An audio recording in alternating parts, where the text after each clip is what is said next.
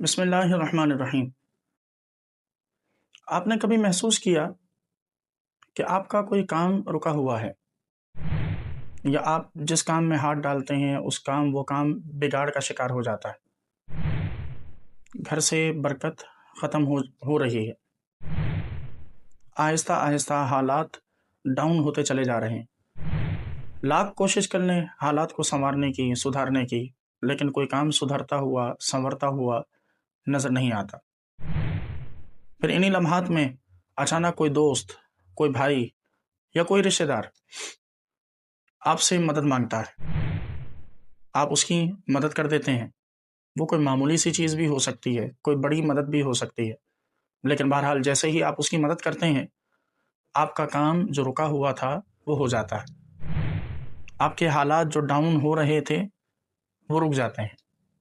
اور بہتری کی طرف چیزیں آنا شروع ہو جاتی ہیں، کاروبار میں نقصان کم سے کم تر ہونا شروع ہو جاتا ہے، گھر کا ماحول بہتر سے بہتر ہونا شروع ہو جاتا ہے۔ آپ جانتے ہیں کہ ایسا کیوں؟ ایسا اس لیے کہ اللہ کے رسول صلی اللہ تعالیٰ علیہ وسلم نے ارشاد فرمایا، صحیح بخاری شریف کی حدیث ہے کہ حضور فرماتے ہیں کہ من کان فی حاجتی اخیہ کان اللہ فی حاجتہ، کہ جو اپنے بھائی کی ضرورت کو پورا کرتا ہے، یعنی اس کے دکھ میں، اس کے درد میں، اس کی تکلیف میں، اس کی ضرورت کے وقت اس کے کام آتا ہے،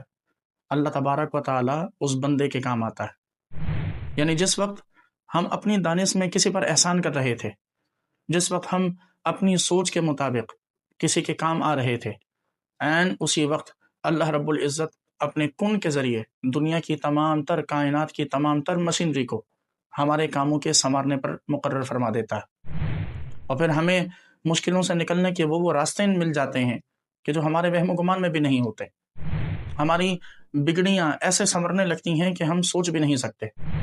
ہمارے حالات ایسے بہتر ہو جاتے ہیں کہ جو ہمارے تصور میں بھی نہیں ہوتے، صرف اس لیے